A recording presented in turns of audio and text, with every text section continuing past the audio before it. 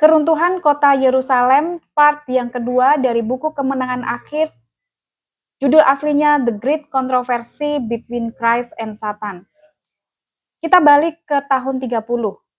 Para murid kagum dan heran mendengar ramalan Kristus mengenai keruntuhan bait suci kota Yerusalem.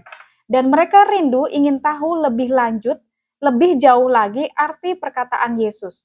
Karena selama 40 tahun, Herodes Agung telah menghabiskan kekayaan Romawi dan harta kekayaan Yahudi untuk bangunan bait suci itu. Bahkan, Kaisar dunia telah membantu dengan sumbangan-sumbangan, termasuk batu pualam dari Roma. Yesus memberikan satu jawaban yang sungguh-sungguh dan mengejutkan. Ini ditulis oleh Matius, katanya begini, sesungguhnya tidak ada satu batu pun di sini akan dibiarkan terletak di atas batu yang lain. Semuanya akan runtuh. Ini ramalan dari Yesus.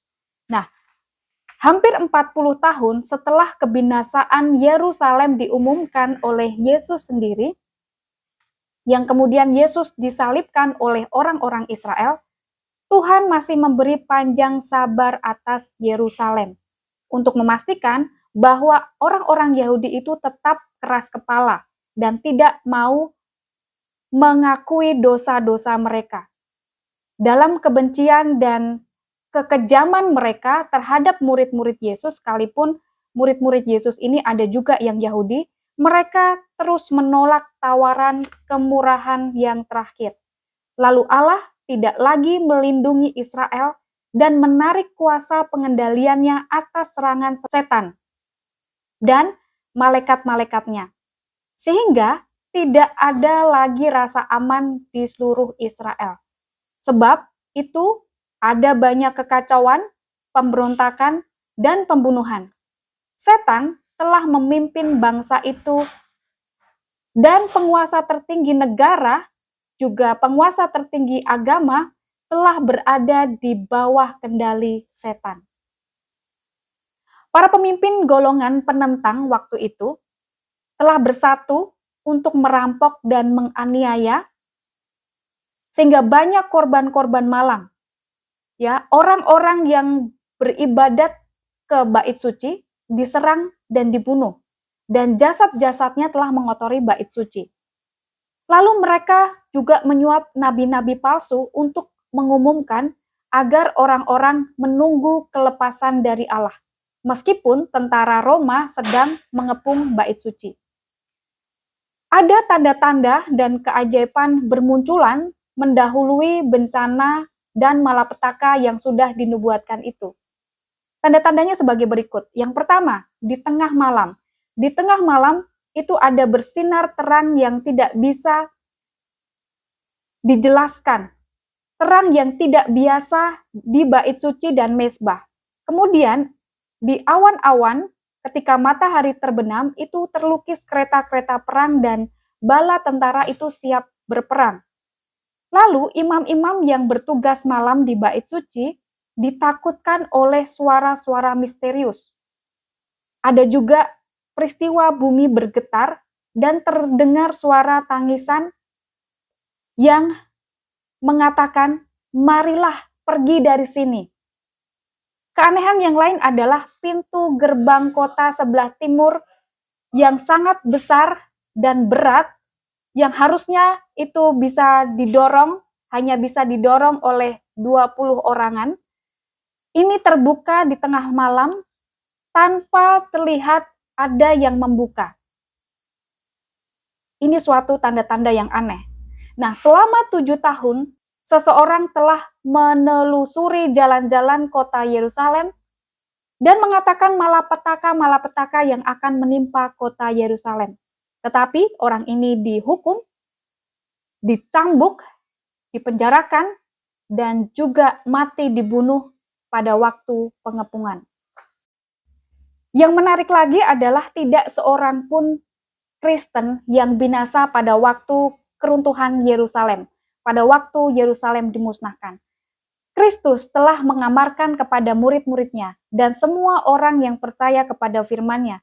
Sebab memperhatikan tanda-tanda yang sudah dijanjikannya. Yesus pernah berkata, "Apabila kamu melihat Yerusalem dikepung oleh tentara-tentara, ketahuilah bahwa keruntuhannya sudah dekat." Pada waktu itu, orang-orang yang berada di Yudea harus melarikan diri ke pegunungan, dan orang-orang yang berada di kota harus mengungsi. Ini dicatat oleh Dr. Lukas. Kita beralih ke Roma. Setelah Roma di bawah pimpinan Cestius mengepung kota itu, kota Yerusalem itu, tanpa ada sesuatu alasan yang jelas, pengepungan itu dibatalkan. Pada saat segalanya sudah siap untuk serangan, Cestius membawa tentaranya untuk mundur. Kota Yerusalem yang terkepung itu tadinya sudah tidak punya harapan untuk bertahan, sudah mau menyerah. Tapi Jenderal Romawi Cestius menarik pasukannya tanpa alasan yang jelas. Ini karena Allah berbelas kasihan agar orang-orang Kristen yang menuruti amaran Juru Selamat bisa keluar mengungsi dari kota Yerusalem tanpa dihalangi tentara Romawi dan pasukan Yahudi. Mereka telah keluar dari Yerusalem. Nah, pada waktu Cestius dan pasukannya mundur, orang Yahudi tiba-tiba keluar dari Yerusalem mengejar tentara Roma. Pada waktu mereka terlibat pertempuran, orang-orang Kristen mempunyai kesempatan untuk meninggalkan kota itu tanpa gangguan.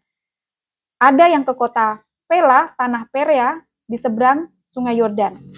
Nah, orang-orang Yahudi tampaknya menang ya terhadap Romawi pada saat penyerangan itu. Tapi itu hanya sementara sebab bencana yang mengerikan waktu pengepungan yang diulangi oleh Titus akan lebih hebat lagi. Kota itu dikepung tentara Roma pada waktu Hari Raya Paskah, saat berjuta-juta orang Yahudi berkumpul di dalam kota. Gudang makanan tak bisa lagi mensuplai kebutuhan orang-orang di dalam kota itu selama pengepungan, sehingga terjadilah kelaparan seperti yang telah diramalkan oleh Nabi Yesaya. Para pemimpin Romawi, yang kali ini dipimpin oleh Titus, berusaha menimbulkan teror kepada orang-orang Yahudi agar mereka menyerah dan menyesal. Banyak orang-orang Yahudi disalibkan di Bukit Golgota sampai bukit itu jadi penuh, menepati kutuk atas mereka yang telah mereka ucapkan sendiri pada waktu penyaliban Yesus. Mereka pernah bilang, "Biarlah darah ditanggungkan atas kami dan anak-anak kami." Sebenarnya Titus ingin menyelamatkan bangunan bait suci, sehingga dia mengirim Josephus, juru penengah, untuk menghimbau dan memohon orang-orang Yahudi agar menyerah, agar orang-orang Yahudi ini selamat. Tapi kata-kata Josephus ini dijawab dengan kutukan pahit dan bahkan Josephus dilempar lembing. Sia-sialah usaha Titus untuk menyelamatkan bait suci. Sikap keras kepala yang membabi buta dari pemimpin Yahudi dan kejahatan keji yang merajalela di dalam kota yang terkepung ini menimbulkan ketakutan dan kemarahan tentara Romawi. Bayangkan, seorang ibu tega untuk memasak anaknya sendiri. Kelaparan yang dahsyat sehingga tidak bisa lagi mereka melakukan yang baik demi mereka dapat makan. Akhirnya, Titus memutuskan untuk menyerang bait suci itu. Jika mungkin masih bisa menyelamatkan bangunan bait suci itu dari keruntuhan. Kita lanjut ke part yang ketiga.